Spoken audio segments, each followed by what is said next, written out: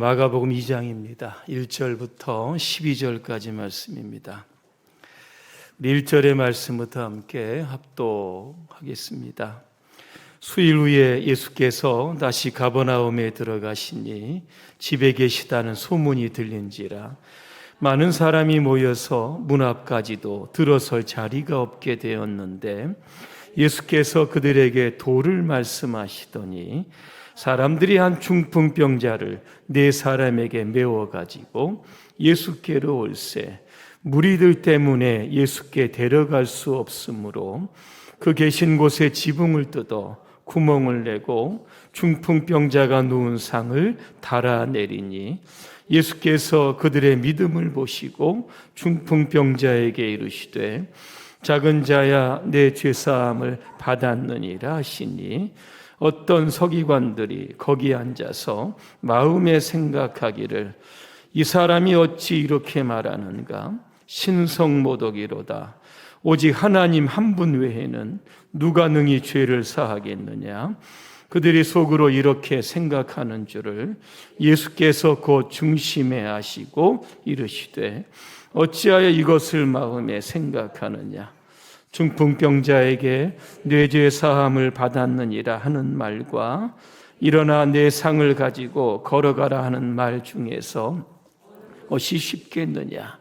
그러나 인자가 땅에서 죄를 사하는 권세가 있는 줄을 너희로 알게 하려 하노라 하시고 중풍병자에게 말씀하시되 내가 내게 이르노니 일어나 내 상을 가지고 집으로 가라 하시니 그가 일어나 곧 상을 가지고 모든 사람 앞에서 나가거늘 그들이 다 놀라 하나님께 영광을 돌리며 이르되 우리가 이런 일을 도무지 보지 못하였다 하더라. 아멘. 오늘 장벽을 돌파하는 믿음이라고 하는 주제로 말씀을 드리겠습니다. 할렐루야. 아멘. 옆분과 인사하겠습니다. 믿음으로 장벽을 돌파합시다. 지난주일 설교 제목 혹시 기억하십니까? 전혀 기억이 안 나시는 거예요. 불가능을 뛰어넘는 믿음. 아직도 기억이 안 나십니까? 예수님과 3명의 제자들이 변화산에 오르십니다. 9명의 제자들은 산 밑에서 귀신 들린 아이를 고치는 축기의 사역을 합니다. 하지만 실패합니다. 모였던 사람들이 9명의 제자들을 향해서 예수님의 제자도 뭐 별것 없네. 서기관들이 또 9명의 제자들과 논쟁을 합니다. 말이 논쟁이지 9명의 제자들을 향해서 그것도 못하냐 하면서 사실은 모욕을 주고 창피를 주었던 겁니다. 예수님께서 산에서 내려오십니다. 귀신 들린 아이를 고쳐주십니다. 자, 이 사건이 마무리된 이후에 제자들이 조용한 시간에 예수님을 찾는 겁니다. 왜 우리들은 귀신을 쫓아내지 못했습니까? 이러한 질문에 2가지의 답을 하십니다. 하나는 너희의 믿음이 작은 까닭이다 그렇게 말씀하셨고 또 하나는 기도 외에는 이런 종류가 나갈 수 없다는 겁니다. 기도해야 귀신을 쫓아낼 수 있다 그렇게 말씀합니다. 살다 보면 불가능한 일을 만납니다. 우리는 좌절하는 사람이 아니라 불가능을 뛰어넘는 사람들입니다. 그때 우리에게 필요한 것은 큰 믿음과 기도입니다. 믿음과 기도는 늘 같이 따라다니는 쌍둥이와도 같은 겁니다. 믿음이 큰 사람이 하나님께 기도하는 사람입니다. 기도하는 사람이 결국 믿음으로 하나님의 큰 상급을 받게 되는 겁니다. 여러분 신앙적으로 큰 사람이 되시기를 주님의 이름으로 축복합니다. 오늘은 이 장벽을 돌파하는 믿음입니다. 장벽이 무엇일까? 사전에 이렇게 보니까 장애물이다 그렇게 되어 있습니다. 돌파라고 하는 뜻을 보니까 뚫고 나간다, 이런 뜻을 담고 있습니다. 믿음의 사람은 어떤 사람입니까? 장애물을 뚫고 나가는 사람들입니다. 육상 전문가들은 마의 1마일이 장벽이라고 하는 이런 말을 한다고 합니다. 1마일은 1.6km입니다. 1.6km를 4분 안에 뛴다는 거, 이거 불가능하다는 겁니다. 1.6km를 4분 안에 뛰려고 하면 100m를 계속해서 15초 안에 뛰는 것 같은 빠른 속도로 뛰어야 된다는 겁니다. 이런 일은 불가능하다는 겁니다. 어떤 분은 말합니다. 의사는 말하는데 1마일을 4분 안에 뛰면 심장이 터져 죽는다 그랬습니다. 자, 그런데 1954년입니다. 5월 6일입니다. 이 마의 1마일의 장벽에 도전한 사람이 있었습니다. 영국 사람이었는데 로저 베니스터라고 하는 사람입니다. 이 사람이 이 장벽을 깹니다. 1마일을 3분 59초 4로 마의 4분의 장벽을 깨트렸던 겁니다. 전 세계가 놀랐습니다. 그런데 그 이후로 한 달 만에 4분 안에 뛴 사람이 10명이 나왔고 1년 뒤에는 37명이 나왔고 2년 뒤에는 300명이 나왔다고 합니다. 지금도 누구도 1마일의 장벽을 이야기하지 않는 겁니다. 왜? 로저 베니스터가 이 장벽을 깼기 때문에 그런 겁니다. 오늘 여러분 안에 도저히 돌파할 수 없는 그러한 장애물들이 반드시 있습니다. 우리는 믿음을 가지고 돌파해야 합니다. 자, 우리가 믿는 믿음은 우리 자신을 믿는 그러한 신념이 아닙니다. 전능하신 하나님을 믿는 믿음입니다. 전능이 무슨 뜻일까 보니 모든 것을 하실 수 있는 능력, 이렇게 정의가 되어 있는 겁니다. 성경에 보니까 하나님은 못하실 것이 없다, 그렇게 말씀합니다. 우리는 전능하신 하나님을 그런 믿는 믿음으로 삶의 장벽들 여러분 반드시 돌파하시기를 주님의 이름으로 축복합니다. 오늘 1절에 보니까 예수님께서 어디에 계십니까? 가버나움에 계십니다. 가버나움 누구의 집에 계셨을까? 성경학자들은 베드로의 집이었을 것이다, 그렇게 이야기를 합니다. 예수님이 그 집에 계시다라고 하는 소문이 온 마을에 퍼지게 됩니다. 그로 인해서 수많은 인파들이 모이게 되었던 겁니다. 왜 많은 사람들이 예수님을 찾았습니까? 왜 예수님께 모였습니까? 이유가 있던 겁니다. 예수님의 공생의 3분의 1은 주로 병 고치는 사역을 하셨던 겁니다. 각종 질병 걸린 사람들을 일일이 고치셨고 귀신 들린 자를 다 쫓아내 주셨던 겁니다. 아무래도 이 많은 질병과 환자들이 예수님을 만나기 위해서 모였던 것 같습니다. 마가복음 1장 32절에도 보니까 해가 저물었는데 모든 병자와 귀신 들린 자들이 예수님께로 모여들었다, 역시 말씀하고 있는 겁니다. 왜 우리가 이 시간에 예수님께 이 시간 모여 있습니까?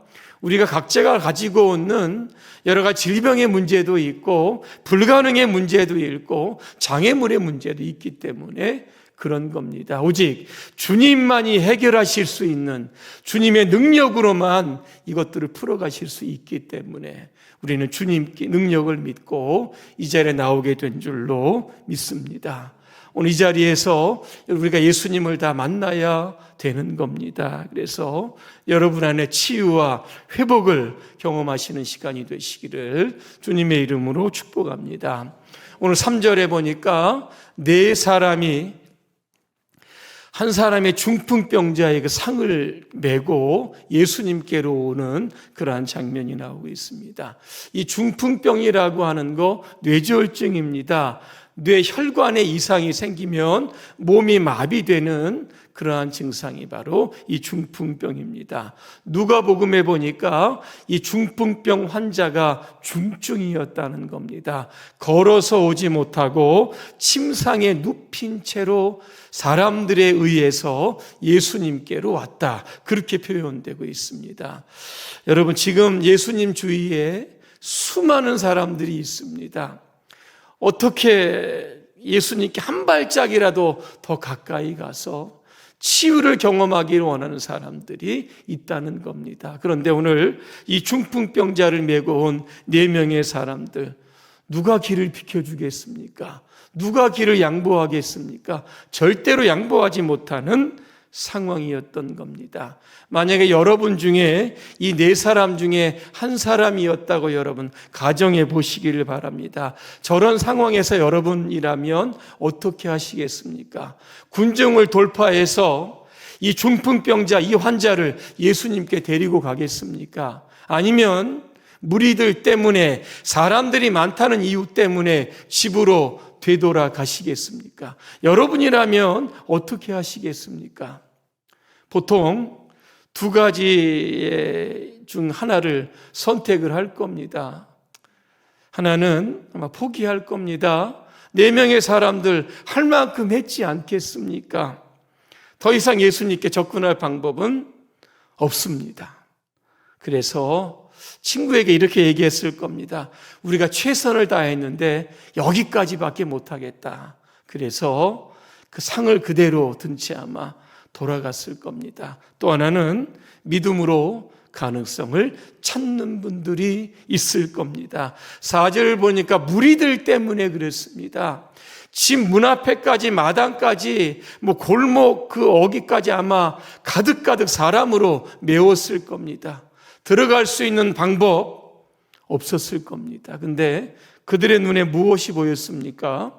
지붕이 보였던 겁니다. 드디어 방법을 찾아냈던 겁니다. 여러분, 믿음의 사람들은 1%의 가능성만 볼지라도 그것을 믿고 도전하는 사람들입니다. 하지만 믿음이 없는 사람들은 99%의 불가능을 보면서 포기하는 사람입니다. 누가복음 19장에 보니까 삭개오가 나옵니다. 세리장이었습니다. 평판이 안 좋은 사람입니다. 사람들의 세금을 더 많이 거두어서 착복하고 유용한다. 그런 소문이 있던 사람입니다. 그런 그에게도 예수님을 좀 만나봤으면, 예수님과 대화를 좀 해봤으면 그러한 갈망이 좀 생겼던 겁니다. 예수님께 여리고로 막 들어오십니다. 수많은 인파들로 인해서 이 삭개오가 이 군중을 돌파할 수 없었던 겁니다. 그가 포기했습니까? 그렇지 않습니다. 삭개오는 또 키가 작은 사람입니다. 또 그만큼 또 연약하기도 했을 겁니다. 삭개오가 방법을 찾게 됩니다. 예수님이 오는 길목에 뽕나무 위로 올라가게 되었던 겁니다. 그러면서 예수님과 눈이 마주치면서 대화가 시작되면서 삭개오야 내려오라, 내가 오늘 너의 집에서 하룻밤 묵고 가겠다 그랬습니다. 만약에 삭개오가 수많은 군중들 때문에, 자기가 키가 작다라고 하는 핸디캡 때문에 그냥 포기하고 돌아갔다라고 하면 어떻게 됐을까라고 하는 생각을 해봅니다. 믿음의 사람은 가능성을 찾는 사람이고 방법을 찾는 사람들입니다. 자, 우리가 이 장벽을 돌파하기 위해서 필요한 것 2가지가 있습니다. 첫째는 함께 연합해야 하는 겁니다. 누군가 4사람이 지붕을 뚫자 이렇게 이야기했을 때 다른 3사람이 무슨 소리를 하느냐, 남의 집 지붕을 왜 뚫냐고 그렇게 이야기 만약 했다라고 하면 어떻게 되었을까를 한번 생각해 봅니다. 아마 이 중풍병자 환자는 고침받지 못했을 겁니다. 누가 이렇게 하자, 지붕에 올라가자, 지붕을 뚫자, 구멍을 내자, 상을 달아 내리자 이렇게 이야기했을 때 4사람이 의견이 하나가 되었다는 겁니다. 한마음이 되고 연합이 되고 함께 하니까 힘도 더욱더 더 강력해질 수 있었던 겁니다. 그래서 언제 죽을지 모르는 중풍병으로 지금 죽어가고 있는 자신의 그 친구를 고치게 되었다는 겁니다. 성경에 보니까 연합, 이거 중요성 굉장히 많이 강조합니다. 시편 133편 1절에 보니까 형제가 서로 연합하여 동거함이 어찌 그리 선하고 아름다운 거였습니다. 연합하는 것이 아름답다는 겁니다. 동거하는 것이 아름답다는 겁니다. 전도서 4장 12절의 말씀입니다. 한 사람이면 패하겠거니와 두 사람이면 맞서겠고 세 겹줄은 끊어지지 아니한다, 그렇게 말씀합니다. 이스라엘 백성들이 출애굽을 합니다. 광야를 지나가면서 거의 첫 번째 전쟁을 하게 되는데 르비딤이라고 하는 곳에서 아말렉과 전쟁을 하게 되었던 겁니다. 여호수아와 백성들은 전쟁터에서 칼을 들고 싸웁니다. 그때 모세는 산에 올라갑니다. 손을 높이 들고 기도하면 이스라엘이 이겼고 손이 내려가면 아말렉이 이겼던 겁니다. 모세와 함께 올라갔던 두 명의 사람이 있습니다. 아론과 훌이라고 하는 사람입니다. 모세의 손이 올라가는 것을 보면서 이스라엘이 이겼다라고 하는 것을 보면서 이들이 어떻게 합니까? 돌을 하나 가지고 옵니다. 모세를 앉혀놓고 양쪽 옆에서 모세의 손을 높이 들었다, 그렇게 되어 있습니다. 여러분, 아말렉과의 전쟁은 여호수아만 싸운 것이 아닙니다. 모세도 싸웠고 아론도 싸웠고 훌도 싸웠습니다. 이스라엘 모든 백성들이 연합하여 함께 싸웠을 때 이 전쟁에서 승리할 수 있었다라고 하는 겁니다. 우리가 신앙생활도 여러분 마찬가지입니다. 교회 오면 혼자 혹 신앙생활 하시는 분들이 있습니다. 여러분, 혼자 하면 좀 편하고 쉽고 좀 괜찮을 것 같은데 그렇지 않습니다. 혼자 하는 신앙은 오래 가지 못한다는 겁니다. 함께하고 연합할 때 그 신앙도 지속적으로 오래 갈 수 있다는 겁니다. 그래서 우리가 교회에 등록하고 교회 직분자가 되면 함께 모든 교회 일에 참여해야 하는 겁니다. 구역에 참여해서 구역에 왜 이렇게 안 모이느냐 이렇게 이야기하지 말고 구역의 활성화를 위해서 계속해서 모일 수 있도록 자극을 주고 내가 도전을 주면 되는 겁니다. 기관도 마찬가지입니다. 1년에 한두 번 모여서 기관이 활성화 되겠습니까? 전도회가 활성화가 여러분 되겠습니까? 한 달에 한 번, 최소한 2번 이상은 모여야 하는 겁니다. 모여서 이야기도 하고 기도도 하고 격려도 해야 하는 겁니다. 그리고 교회의 모든 우리 봉사 활동에도 함께 참여할 수 있어야 하는 겁니다. 끈끈하게 믿음으로 엮여지고 성도의 교제로 엮어지고 이렇게 서로 엮어지고 묶어지고 연합할 때 여러분 교회도 부흥하게 되는 겁니다. 만약에 연합에서 떨어져 나가면 여러분 가나안 신자 알 겁니다. 안 나가 신자입니다. 거꾸로 하면 요즘 코로나19 이후에 가나안 신자가 갈수록 늘어간다는 거 여러분 기억하실 겁니다. 코로나 이미 마쳤습니다. 그럼에도 불구하고 교회에 나오지 않습니다. 주님의 기억에서 멀어지고 천국에서 멀어지고 신앙에서 계속 멀어지게 되는 겁니다. 우리 교회 요즘에 많은 새가족들 등록해 주셨습니다. 요즘 새가족 교육하고 오늘은 마지막을 좀 하려고 하는데 직분을 가지신 분들 먼저 새가족들 보시면 달려가서 여러분 안아주시고 여러분 악수도 좀 해주시고 말도 좀 걸어주시고 같은 주제 같은 직업을 가지고 계시면 또 지하에 내려가셔서 커피 한잔 하시면서 많은 대화도 나누어 주시기를 바랍니다. 그래야 새가족들이 교회에 잘 정착할 수 있습니다. 새가족과 헌가족이 연합을 해야 그죠? 교회가 더 크게 부흥할 수 있게 된다라고 하는 겁니다. 그래서 우리가 함께하고 연합할 때 우리 앞에 놓인 어떠한 장벽, 장애물도 넉넉하게 돌파할 수 있게 되는 겁니다. 두 번째는 믿음입니다. 오늘 사람들이 예수님 주변에 너무나 많은 겁니다. 진입이 불가능하는 겁니다. 이때 4명의 이 사람들은 방법을 찾아냈다 말씀을 드렸습니다. 지붕을 뜯어내고 구멍을 내려내고 환자를 그 지붕 아래로 내려오는 겁니다. 어떻게 이런 일이 가능할까? 이 팔레스틴의 이 가옥의 지붕을 보면 조금 이해가 됩니다.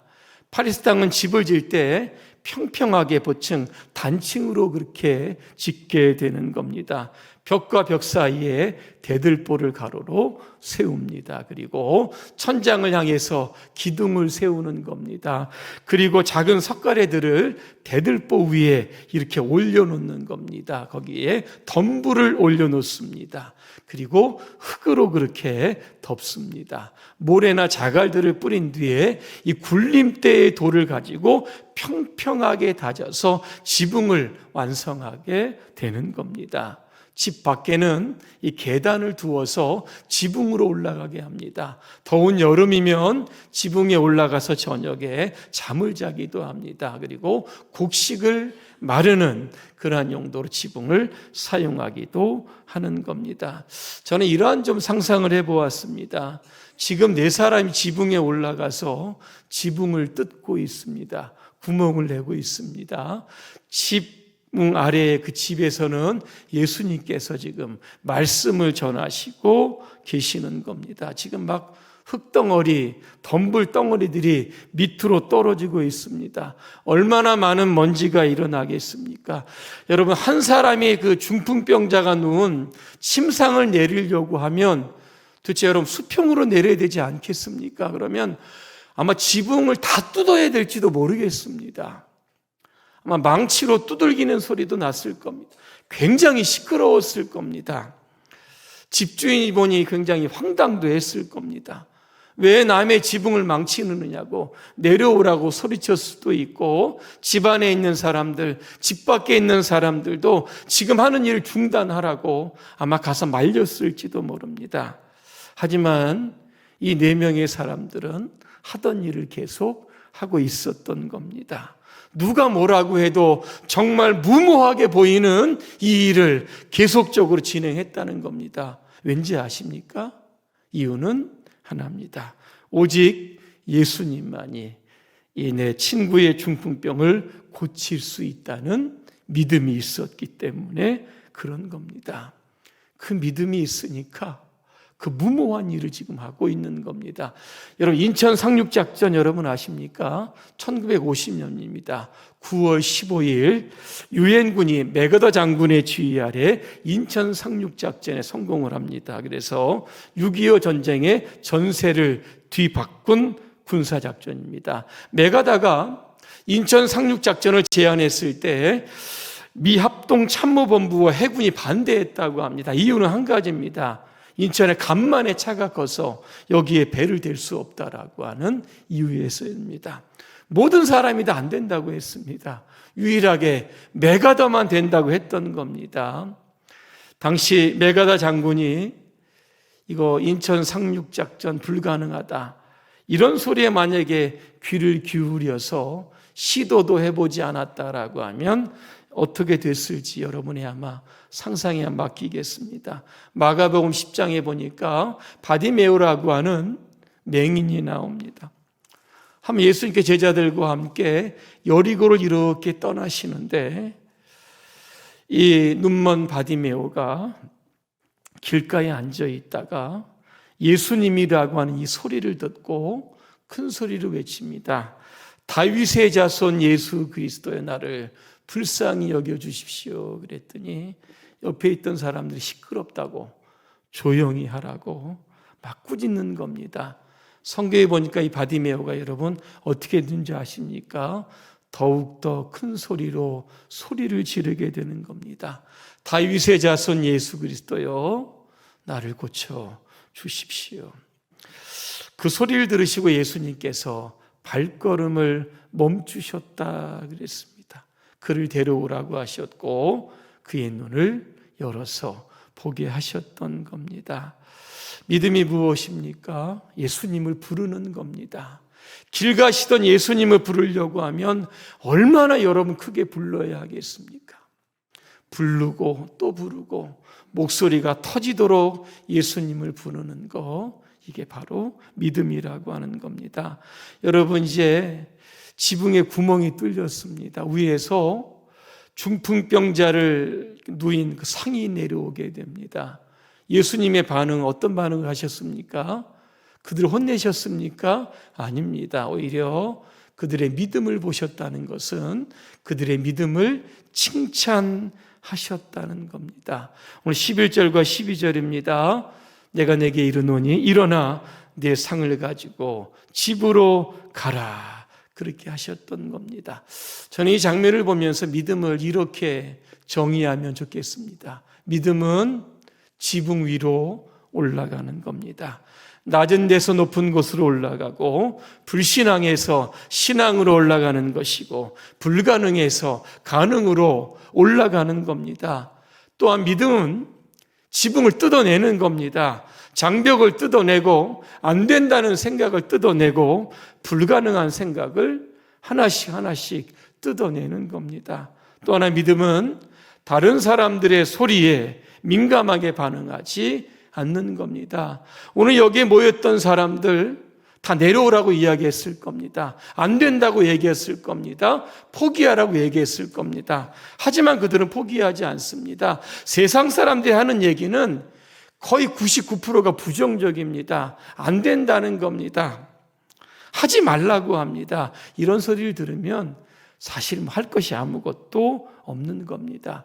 그래서 우리는 주님의 소리에 귀를 기울여야 합니다. 빌립보서 4장 13절입니다. 내게 능력 주시는 자 안에서 내가 모든 것을 할 수 있다. 이런 소리를 들고 믿음으로 여러분 장벽을 뚫고 나가시면 되는 겁니다. 결론입니다. 오늘 5절입니다. 예수님이 이 중풍병자를 향해서 뭐라고 말씀하십니까? 내 죄 사함을 받았다. 상식적으로 생각을 하면 일어나 내 상을 들고 걸어가라. 내 치유가 일어났다. 이렇게 말씀해야 되는데 왜 이렇게 말씀하셨을까? 여러분 어떻게 생각하십니까? 예수님은 이 중풍병자의 병의 원인이 바로 죄라고 생각을 하셨던 겁니다. 죄의 문제를 먼저 제거를 해야 온전한 치유가 있게 된다는 겁니다. 모든 병이 직접적으로 죄에 인해 생기는 것은 아니지만 근원적으로 따져보면 인류에게 질병과 죽음이 온 것은 바로 죄 때문에 온 겁니다. 만약에 예수님께서 이 중풍병자에게 죄 사함의 선언이 없었더라면 그는 고침받은 이후에도 같은 질병이나 다른 질병으로 인해서 고생할 수도 있을 수 있다라고 하는 겁니다.